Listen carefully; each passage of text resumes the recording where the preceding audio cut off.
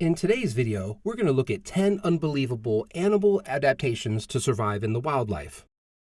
Number 10. Armadillo. The name armadillo comes from the Spanish word that means little armored one and refers to the presence of bony armor like plates covering their entire body from head to the back down to their legs and tails. There are approximately 20 species of armadillos in the world, and the species named three-banded armadillo is the only species that are capable of rolling up into a ball, encasing itself inside of the shell as a method of self-defense to hide their flesh from predators. The shell of this armadillo consists of a combination of bone and tough tissue coating its shell called a carapace, which means turtle shell. Many predators would try to feed on the armadillo, but unfortunately they failed, and even big cats find it hard to bite and penetrate this armor. It is known that the armadillo is related to the extinct animal species of glypodont. These prehistoric animals are large animals compared to the size of a car, just like a Volkswagen Beetle. And that's it for the 10 unbelievable animal adaptations to survive in the wild. So which of these animals do you like most and why? Comment it down below, and if you enjoyed the video, don't forget to hit the like button, subscribe, and turn on that notification bell. Thanks for watching. Number 9. Lungfish. The lungfish is a prehistoric animal that lives 400 years ago, long before the dinosaurs. They are referred to as living fossils. They have some fascinating adaptations because this fish has two lungs for better survival in their habitat. The lungfish has the capability to survive during times where there is no surface water, a capability that most fish cannot do as the dry season draws near and their water turns into mud. While other fishes suffer from this death because of the lack of water, well, the lungfish has the ability to survive up to 5 years in this drought season. They burrow themselves into the mud about 25 centimeters below the surface and secrete a slimy mucus that solidifies to form a cocoon-like shelter that form this state. They won't eat or drink and undergo very low energy state called hibernation to conserve energy, to survive in this harsh weather up to 5 years, or until the next rainy season. Once the rain season comes, as the water pours into the dry land, only then will the lungfish awake from its hibernation state, and that's how the lungfish survives. Number 8. Ibex. Ibex is a herbivore animal, and their diets consist of vegetables such as shrubs, bushes, and grasses. But because this food is lacking salt, especially calcium salts, they discovered and learned that they can find these salt minerals in the dam walls. It is known that an ibex can travel more than 15 miles just to lick natural salt deposits on the dam walls, despite the danger it can cause them. But the ibex has a strong, remarkable foot, and they were born to live at the top of mountain cliffs, walking back and forth on the edge of the mountain, making their feet stronger as they grow up. The dam walls that are slightly curved are somewhat comparable to a mountain wall. But how do they manage to climb, walk, or even run on these walls easily? Some people say that this animal has the capability to defy gravity, but the secret is the structure of their feet and hooves. Their feet are split into two sections, allowing them to spread their halves to grip larger rock surfaces. The bottom of their hooves have rubbery pads like shoe soles. The pads provide the goats with even more traction. They also have two stubby dew claws on the back of their legs that they can use for gripping or slowing if they slide down the slope. Not only do the hooves provide mountain goats with fantastic climbing abilities, but their keen eyesight can spot best climbing routes and also see movement up to a mile away.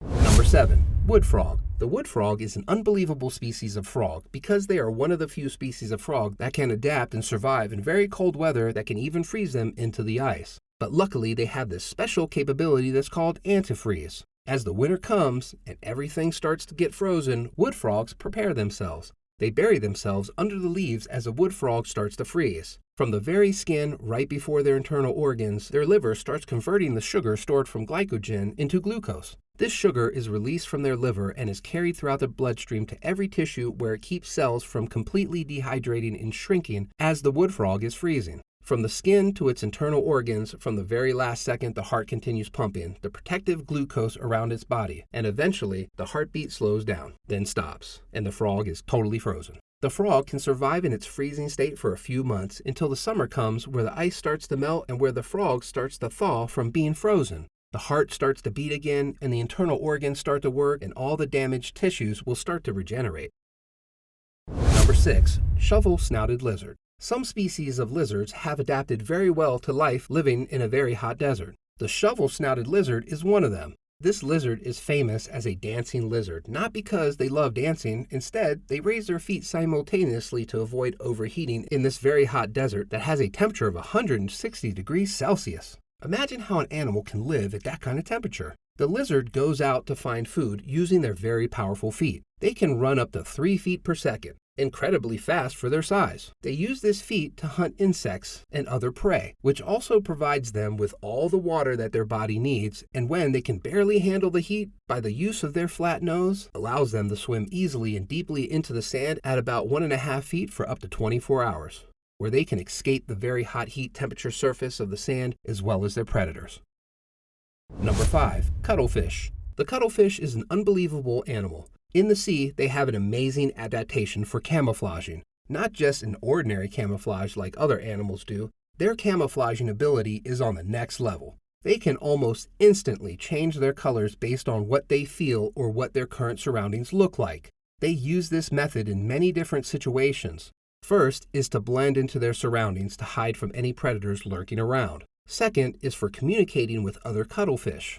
And third is to threaten other animals to make them think that they are poisonous. They show this poisonous color that may trick predators to leave them alone. But how do they actually do this color-changing ability? On the surface of their skin, they have 1 million of these skin cells called chromatophores.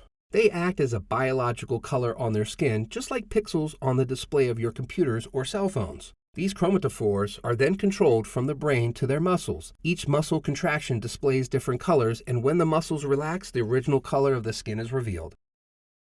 Number 5. Alligator. The alligator is a cold-blooded animal that has an unusual method of surviving in very cold weather, up to a point of freezing temperatures, where they can actually get frozen in the water. But don't worry, these animals learn how to adapt to these situations, which is called brumation. Brumation is a similar term to hibernation. It is a semi-shutdown response seen in a cold-blooded animal like alligators that allows them to slow down their metabolism and go without food. The alligator's brumation can last them 4 to 5 months and can be triggered by temperatures below 70 degrees Fahrenheit. Before the water freezes, the alligator will stick their nose up and out on the surface of the water to keep their nostrils above before the ice freezes, allowing them to breathe oxygen. When the ice melts, the alligator simply goes back to their normal routine as if nothing major happened. Number 3. Kangaroo Rat. Despite the name Kangaroo Rat, this animal is not actually a rat. They are a member of the Heteromyidae family, which is the closest relative of pocket gophers. Kangaroo rats detect any predators around very well thanks to their very good sense of hearing. They can react almost instantly to attacking predators who would try to feed on them. With their very long tail and their massive hind legs, they can quickly jump and escape from predators before getting caught. You can easily distinguish the kangaroo rat with its long tail and larger hind feet. With only 4 toes, this animal usually feeds on dry seeds. They can extract liquids from the seeds they eat, and their kidneys are capable of concentrating their urine. This specifically reduces the water loss out of their body. Number 2. Sidewinder. Sidewinders are carnivorous animals. They usually feed on rodents like lizards and sometimes kangaroos, rats, small birds, and even snakes.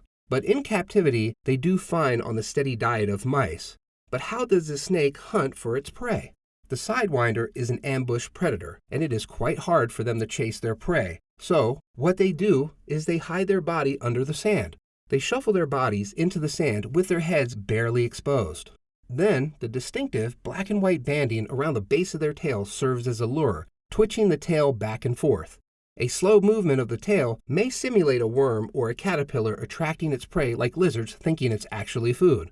But they're wrong, and when the lizard comes within range, the snake will quickly strike and immobilize the lizard with its venom and feed on it later.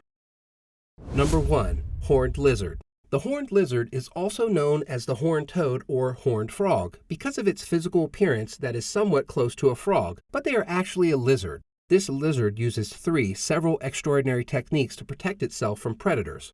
Their coloration serves as camouflage that perfectly blends with their surroundings to make it harder for predators to distinguish them.